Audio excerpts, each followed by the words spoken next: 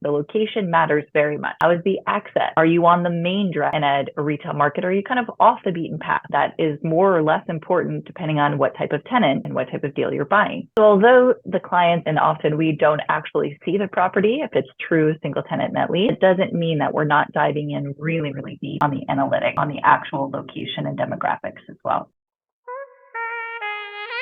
Welcome to the Commercial Real Estate Academy podcast, the podcast dedicated to simplifying the commercial real estate industry for the masses. Each week, we sit down with industry experts to dissect the many facets of commercial real estate and extract valuable lessons you can apply to your business. Whether you're a new or seasoned business owner or investor, the Commercial Real Estate Academy podcast will be your go-to resource for all your commercial real estate needs. Now, here are your hosts, Raphael Collazo and Jeff Walston.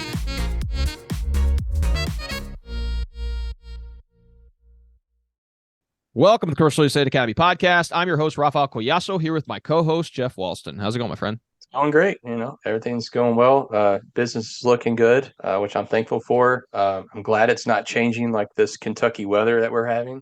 It's like 72, 75 right now, and it's going to be 40 tomorrow. So we don't know what you wake up to. You don't know if you need a jacket or short sleeve shirt. But anyways, it's going well. What about you, Raphael? How's it going? Great. No, I mean, I can't complain. Every day above ground is a blessing, so I'm very happy. And obviously on the retail front, it's been extremely active. And, today we have probably one of the top leaders as far as thought leaders is concerned in the retail space. Her content on LinkedIn and YouTube is something that I watch a lot of. And so I'm really excited to dive in and learn more about her backstory and then some of the insights she can share on the retail side. So Karly Iacono, welcome. Thank you so much, Raphael, Jeff. Great to see you guys. Appreciate having me on the show. Absolutely. Yeah, we appreciate you coming on and taking the time. Oh, yeah. We know you're busy, so we're definitely thankful to have an opportunity to kind of talk a little bit about your story and then learn a little bit more about what you do on a day-to-day. So what we usually like to do when we first speak to our guests is learn a little bit more about them. So if you don't mind sharing your backstory, I think that'd be great. Okay, I'll make it a quick one. Started out, my family's in residential real estate, my dad and stepmom. So kind of grew up in that world, going on meetings with my dad. Love real estate, love negotiation, but also have a background in finance, which is where I started my career. And then decided when I wanted to leave the consulting finance world that commercial real estate would be a great kind of merging of those two, and decided to pick that path over residential. And here we are. That was a very quick version. That was a very quick. No, yeah. And we're gonna dive into your story because it's kind of interesting. Yeah. And obviously I've done a little bit of research on you prior to the call and learned a little bit about some of the ventures you had prior to even, I know you were residential for a bit and then had another venture. So we're excited to kind of learn more about that. So no, I was just curious about, you said your family was in residential. Was there an aha moment? I'm going commercial and not even looking at residential for, as a future career, or was there can you tell us kind of to dive a little bit more into the story of that? That'd be great. Sure, absolutely. So my dad was involved in a lot of construction projects along the Gulf Coast, condos specifically, beachfront condos. And when I moved down to work with him, this is a lifetime ago, there was a giant hurricane that happened while I was moving. So when I got there, what I ended up selling was not second homes and vacation properties, but it was more a future vision of a financial investment. So I was touring condos that had the ephes, the sides ripped off. There was mold everywhere.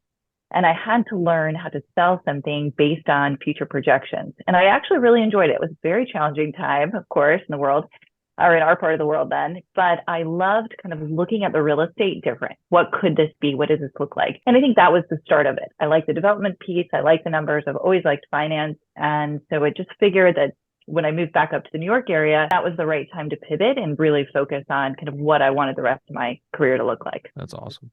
Yeah, and you had referenced, obviously your involvement in the residential space and your transition away from that for a little bit of time, or maybe I don't know if you transitioned away fully or if you just decided to jump into a business that you started called Yacht Smart. Like what exactly was that? And then I guess what was the impetus for getting into that in the first place? So that was a crazy idea I had in my early 20s. I decided, okay, I'm moving across the country. I'm going to switch my career path. So why not start a business? I knew nothing about boats at the time. So looking back, it's Absolutely nuts. But it worked out, thank goodness. It did not lose money, which is, I still think, kind of miraculous. And it was based on Freedom Boat Club, which of course is still in existence today, their membership model, which was very common in the Southeast at the time, but nobody was doing it in the New York area. So I took that concept, I tweaked the membership model, and I started Yacht Smart in Hoboken, right in New York Harbor. And the thought process was, this is a great time to just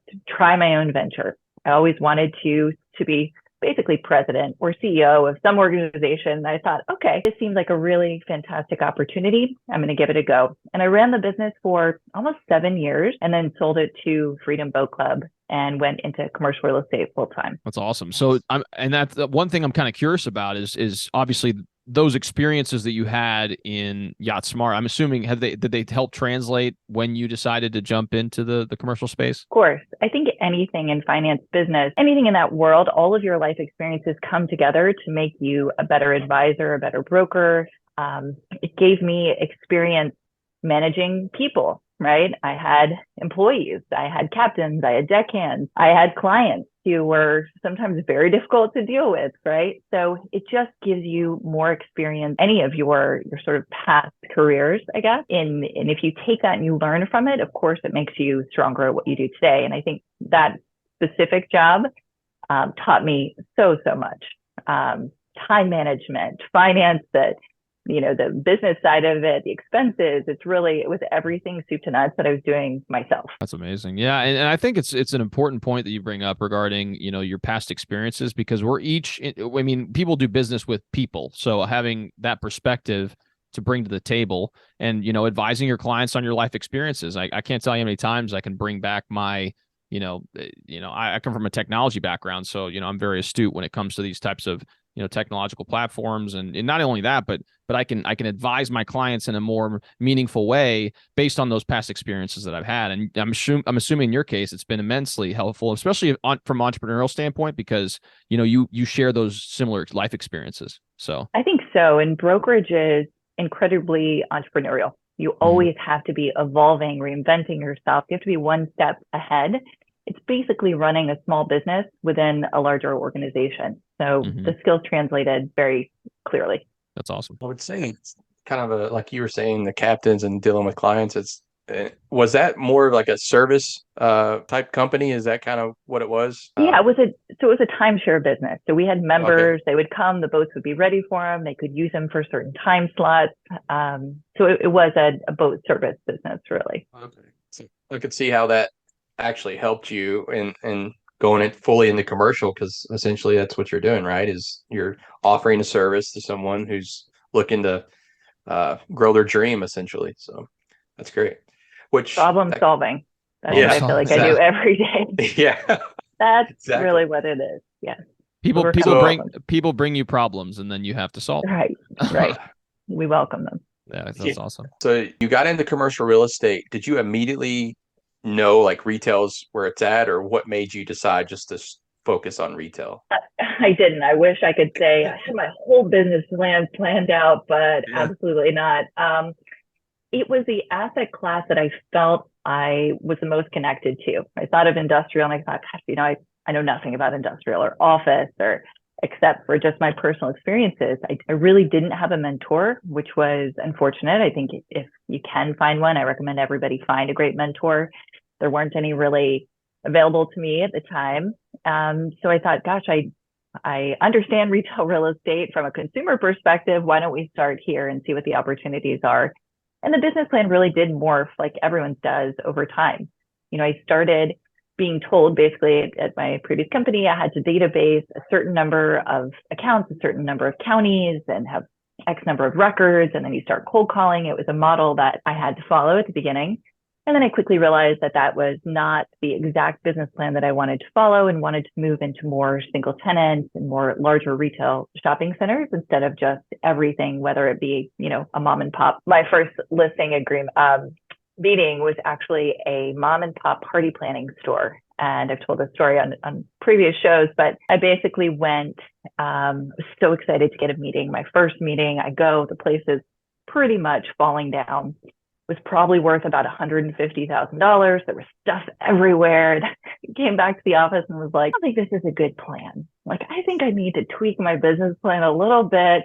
What do I want to be doing 5 years from now? And it was nothing wrong with that business, but that wasn't where I wanted to focus. So I realized then that I needed to pivot a little bit and just started making incremental shifts to where I am today. That makes sense. Yeah. On the retail side, like you had mentioned, I mean, I think my first retail deal was like 1,000 square foot small grocery store deal. Obviously very rewarding, but you can't pay the bill. It's hard to pay the bills when you're, leasing those small spaces, and, it's just part of the business, at least starting out. So, but someone told me early on that every deal you do takes you one step farther towards more of that same type of product. So be mindful of what you're working on and how you're spending your time, because that will start to define you. Because people see you doing this stuff and they're like, oh, this guy or this lady knows exactly This is the type of stuff. That makes complete sense. This is what they're known for. And then you get more of that. And if that's not what you wanted in the first place, probably not a good thing to be working on. Absolutely. That makes sense. So you had mentioned that, you made the pivot. So you obviously were doing, you were in a situation where you were kind of focused on, retail, but what you were focusing on at the time was not what you wanted to. You did an analysis and you're like, okay, I really want to be more so on the net lease side, where, you're dealing with larger institutional tenants, I'm assuming, in most cases. So what made you decide to do that, number one? And number two, so what are the things that you did to get to that point where you now are operating at that level? The one thing that drew me to single tenant net lease was the fact that it is really a national marketplace. So because the deals trade across the country in very narrow cap rate sort of margins, you're able to have this unlimited field of opportunity. How I looked at it at the beginning, right? Maybe I know 20% of the owners already in my region, but if I open this up nationally, gosh, it's just more people than I could ever possibly build a relationship with. So I love that about single tenant net lease. You're not confined to a certain radius, because often the clients don't see the properties. We don't go view the properties. So you really can transact across state lines much easier than you can with other property types. So that was very attractive. Unlimited opportunity is the way I looked at it. Second, I like dealing with the corporate tenants. It just seemed easier to scale. The leases are more consistent. There's value in the credit of the tenants. I liked selling the deals more than some of the local tenants, just because of the nature of the leases and the types of investments. So I started to focus on the things that I thought would bring more future opportunity, and become an expert in understanding those types of tenants and those types of deals. And that's where I focused my time at the beginning. Was really one of my first focuses was drugstores. So I learned everything I could about Walgreens and CVS and Rite Aid. Those were still are really the three main players. I listened to their earnings calls. I read all their reports. I, read all their stock analysts, anything I could to have a deeper level of knowledge than my competitors. And I think through doing that, I got more confident, which translated into better calls, better meetings. And then I started to get the inventory from then on. That's awesome. And the relationships you were developing were primarily with the developers of these products, I'm assuming? All different. You really can find opportunity in lots of ways in brokerage. So I like to call it the sphere of influence. Who do you know in the industry that might have a client to refer to you? Developers, of course. That's fantastic, right? Direct line. But attorneys are very important. Accountants, anybody in construction. There's so many more than just the initial developer where everyone thinks I'm gonna hound them. Deals can come a lot of different ways. So yes, we have a lot of developer relationships. They're very, very important. We have relationships with the REITs and the funds who are often end buyers. But again, I think the sphere is more important than most people realize. For sure. And what kind of leading question off of that is kind of interesting. You had mentioned how your end buyers a lot of times never see the properties at all. So I guess outside of the financial metrics, is there anything else you guys consider as far as whether or not a particular, let's say a Dollar General in a particular location in Missouri versus another one in another, place like Oklahoma or whatever else. And that doesn't necessarily have to be Dollar General. I just use that as an example. So you can kind of take and run with it on that front. There's a lot to the analysis, actually. So the lease the lease term, the lease structure, the double net, triple net, are there any management responsibilities? That's number one, right? What does the actual lease that the property is subject to look like? That's where a lot of the value is held. But it's still real estate at the end of the day. So the dirt, the location matters very much. How is the access? Are you on the main drag in a retail market? Or are you kind of off the beaten path? That is more or less important depending on what type of tenant and what type of deal you're buying. Is the population in that area growing? Is it shrinking? How's the traffic count? Is it that directly in front of your property, or is it a highway nearby? Like, how many cars are actually stopping at that location? So although the clients and often we don't actually see the property, if it's true single tenant net lease, that doesn't mean that we're not diving in really, really deep on the analytics, on the actual location and demographics as well. No, I'm sure. And that's why I thought I'd ask, just because you're right. I mean, 100%. I mean, just because on paper, it looks like this is a, XYZ investment. I mean, there's also other factors at play that should be considered if in fact you want to hold the property for a longer period of time. Because I mean, and how long are the terms typically on these deals? And I'm assuming it's dependent on, the different corporations you're dealing with, or what their appetite is. It really depends on the type of deal that we're talking about, the type of tenant. So drugstores were historically the longest term leases. They used to be 25 years with another 50 years of options on new builds. So 75 years completely modeled out, which is amazing. They pulled back a little bit. Most of the new builds are now 20 years. So everything's getting a bit shorter. Fast food was typically 20 years. Now we're seeing more new 15-year deals.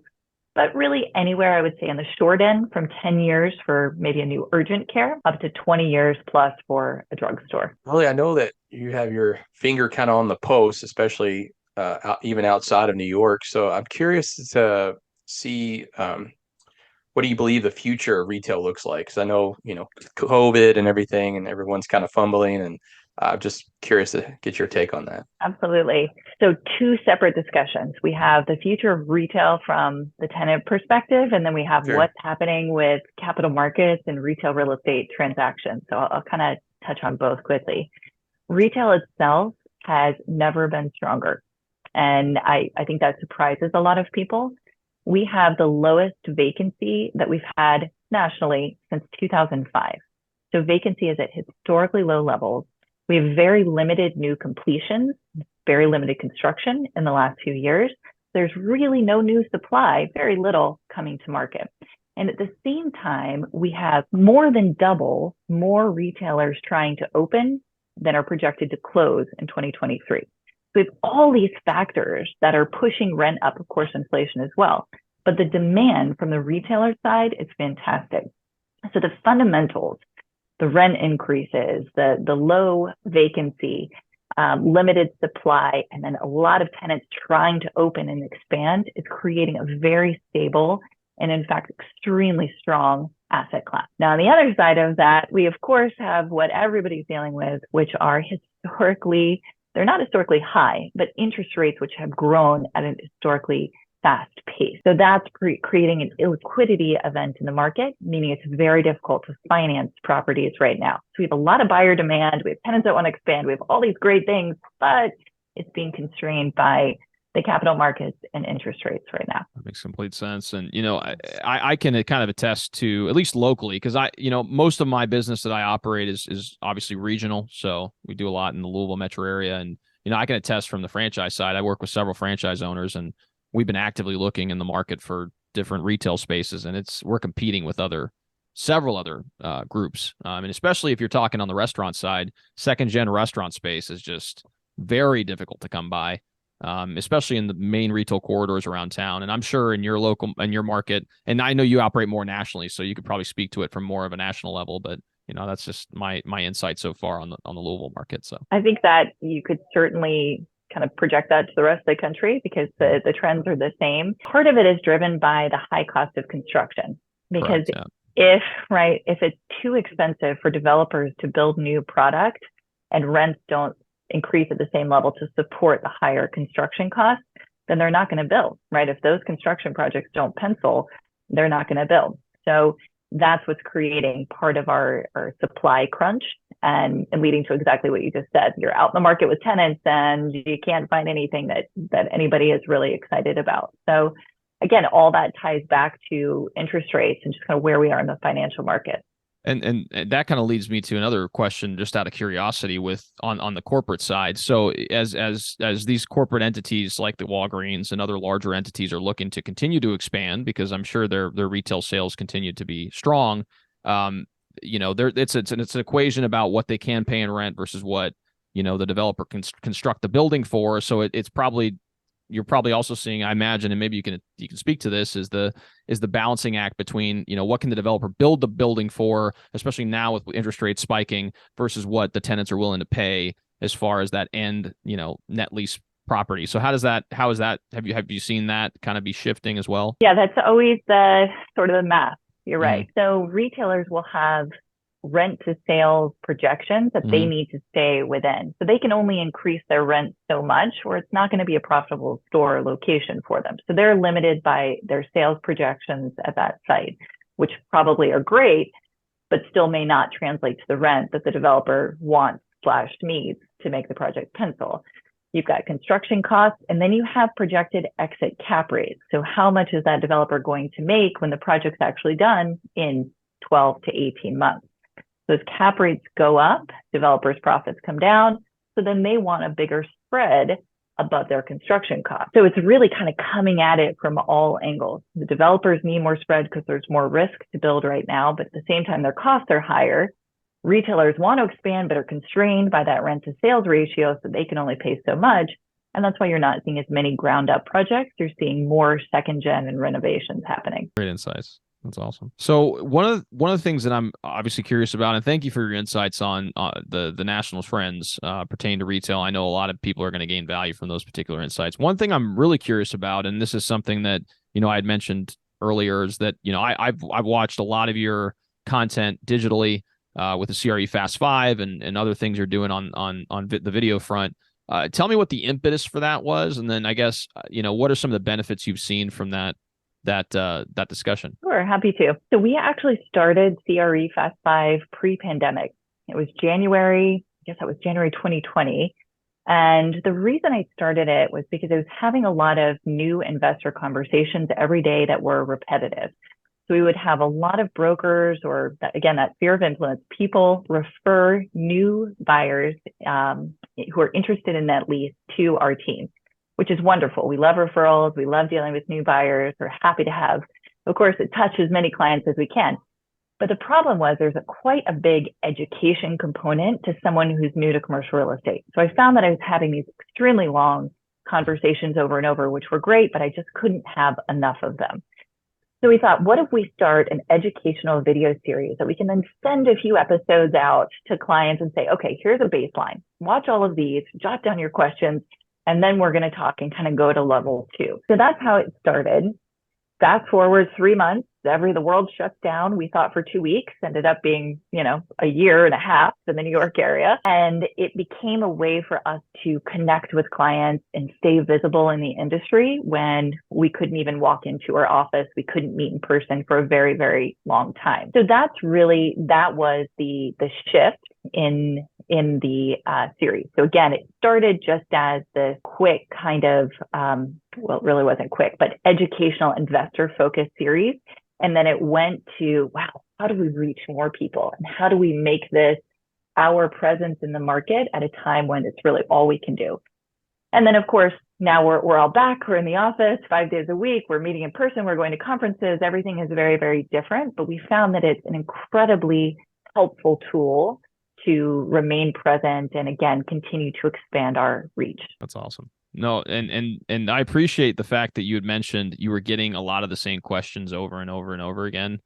There's this book I read called High Output Management. It was written by the former CEO of Intel. And I remember in a section in that book, he had talked about leverage, and he had talked about you can do a one-to-one management discussion with an individual training wise or whatever else. But if you want to really achieve leverage, you have to be able to scale that in some capacity, whether that's documenting it on a Word document or whatever, or, video format. And so I remember when I read that, I was like, oh my gosh, like the power of leverage is unbelievable. And so the fact you've been able to do that is, in my opinion, invaluable. And hopefully, I mean, like you said, you've seen the value in continuing to do so over time. I think that, I'm not sure who coined this phrase, but money follows attention is true. Of course, you want that to be professional attention, Sure. Oh, of course, right? yeah. Not some other types. But at the end of the day, the more people you can reach, the more visibility you have, the more influence, and then hopefully and financial gain you'll get. Karly, I know that we typically like to ask this question because Raphael and I are both avid readers. He likes to listen to Audible and stuff like that, and I'm the old-fashioned bookworm to pop open the book and all that good stuff. But the question is what is one of the most impactful books that you've ever read? And it doesn't have to pertain to commercial real estate. It could be something that maybe has changed the trajectory of your life on a personal level. But yeah, we'd love to hear that. So I'll answer that two ways.